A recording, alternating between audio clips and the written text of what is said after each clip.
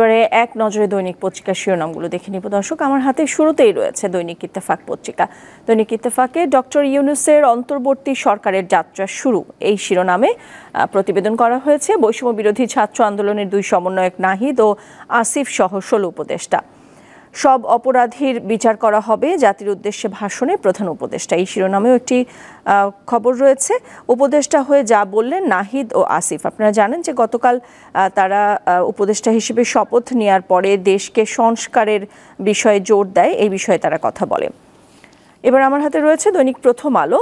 দৈনিক প্রথম আলোতে শিরোনাম করা হয়েছে ডক্টর ইউনূসের নেতৃত্বে নতুন যাত্রা। আপনারা দেখছেন যে ডক্টর ইউনূস যে শপথ নিচ্ছেন সেই ছবি দিয়ে এখানে যে বাকি যে ১৬ জন উপদেষ্টা রয়েছেন তাদের নাম সহকারে প্রতিবেদনটি প্রকাশ করা হয়েছে। নিরাপত্তা নিয়ে চিন্তিত পুলিশ, এখনও চালু হয়নি থানা। পুলিশি কার্যক্রম নিয়ে এটি একটি বিশেষ প্রতিবেদন প্রথম আলোর। এছাড়াও গুরুতর আহতরা নানা ঝুঁকিতে, এটিও একটি বিশেষ প্রতিবেদন। এবার আমার হাতে রয়েছে দৈনিক কালের কণ্ঠ। দৈনিক কালের কণ্ঠে শিরোনাম করা হয়েছে শপথ নিলেন অন্তর্বর্তী সরকারের উপদেষ্টারা। বাংলাদেশ প্রসঙ্গে যুক্তরাষ্ট্রের মতামত রয়েছে পাশাপাশি, এবং মোদি যে শুভেচ্ছা জানিয়েছেন সেই খবরটিও এখানে রয়েছে।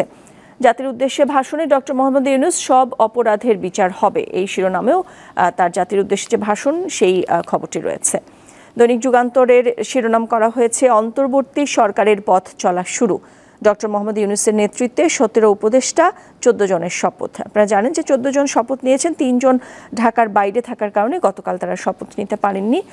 যুগান্তরে এই শিরোনাম করা হয়েছে। দৈনিক বণিক বার্তায় শিরোনাম রয়েছে ডক্টর মোহাম্মদ ইউনূসের নেতৃত্বে ১৭ সদস্যের অন্তর্বর্তীকালীন সরকার, শপথ নিলেন ১৪ সদস্য। দর্শক, এই ছিল আমার হাতে আজকের দৈনিক পত্রিকার শিরোনামগুলো।